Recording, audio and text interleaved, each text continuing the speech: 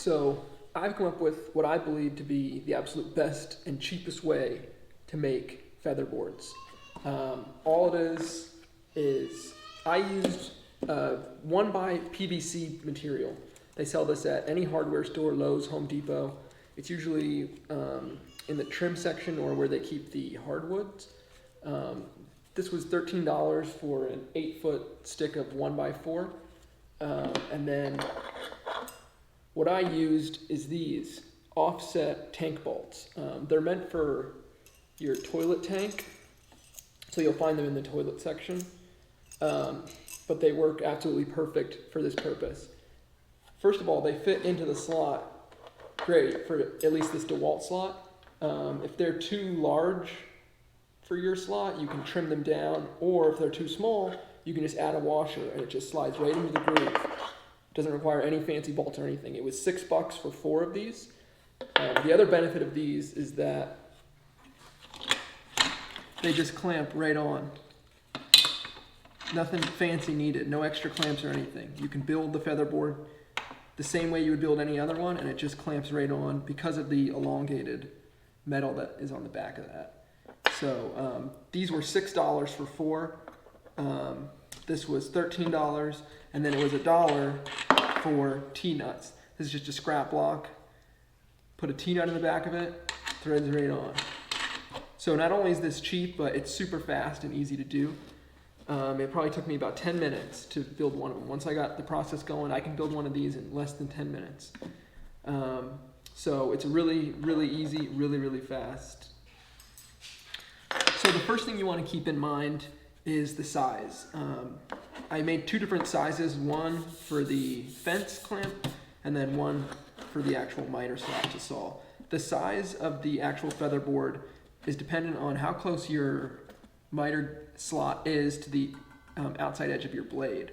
So I made this long enough so that it can go a little bit past the blade, which is completely unnecessary because you're never going to be pushing anything past the blade. You're not going to be cutting something that thin because it wouldn't even get to the blade. You just want to make sure that it at least reaches the edge of the blade.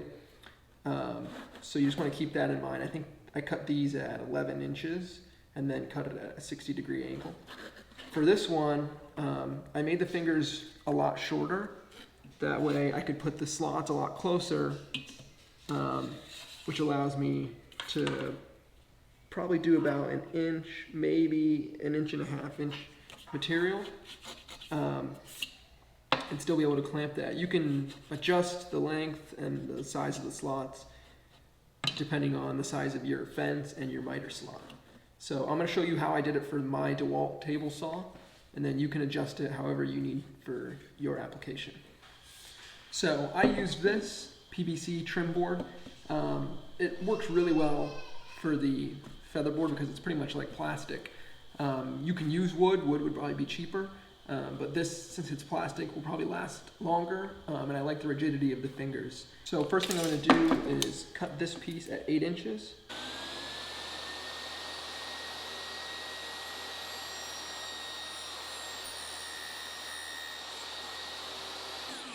Now, set your miter gauge at 60 degrees. And then you want to cut as close to that corner tip as you can.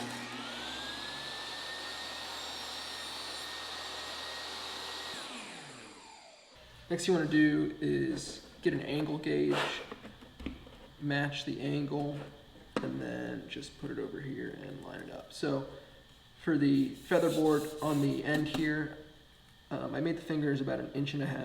I'm just going to eyeball it.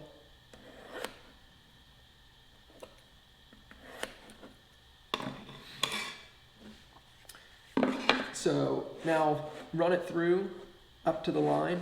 You want to make sure your blade is raised as high as possible. That way it can cut as straight as it possibly can towards the end of the line. If you keep it shallow, then when it comes in, it's going to be really angled. So you want to keep it high so that it comes in pretty straight. The only other thing is I cut this 1/4 inch shim. My blade is an 1/8 inch, and the thickness of each finger is going to be an 1/8 inch.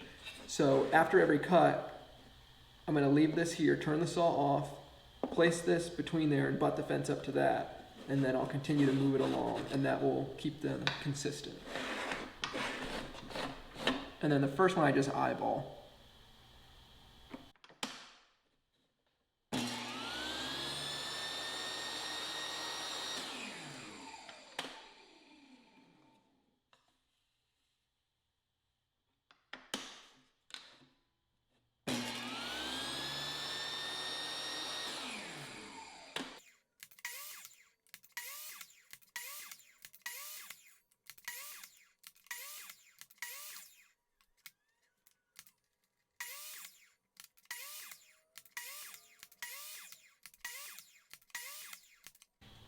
So for the last one, it's going to be so thin, I'm just going to cut the whole thing down so that it's all one consistent thickness.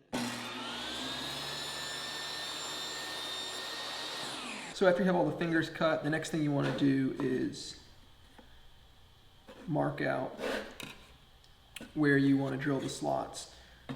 I want to be able to raise this up as much as possible without getting too close to the fingers. So I'm probably just going to go as close to the fingers as I can before it would be too precarious to have slots there.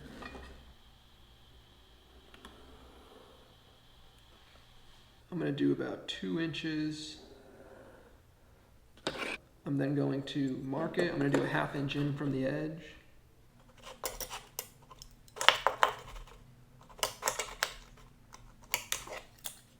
Now those offset tank bolts are 5/16, so I'm going to be using a 5/16 inch drill bit.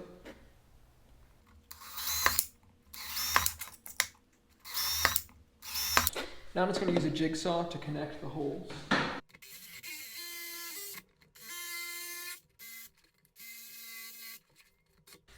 So I started cutting the slots the wrong way. They need to be running parallel to the fingers, not perpendicular. So this may be ruined, but I may be able to salvage it. I don't know, I guess I'll find out. I still have plenty of leftover material, but just for the sake of this video, I'll continue on with this piece.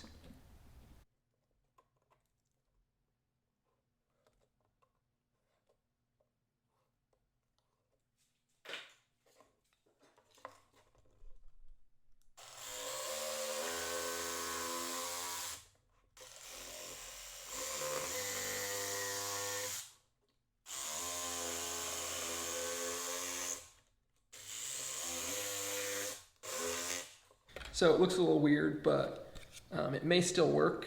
I guess I'll have just to wait and find out. The very last step is to just cut some blocks, drill a hole, and then punch the T-nut into it.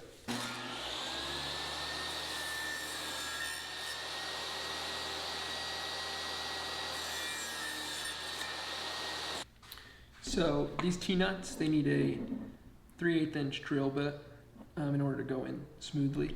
You also may want to pre-drill small holes for the little teeth here, because if you try and hammer too hard, it could split the entire block.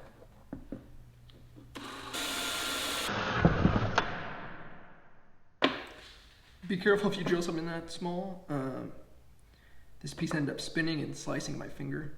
And that is it. So you just make the feather board, you make the little knobs. You can buy the knobs, probably faster to buy the knobs. But if you didn't want to spend the money on the knobs, it's really cheap to buy the T-nuts.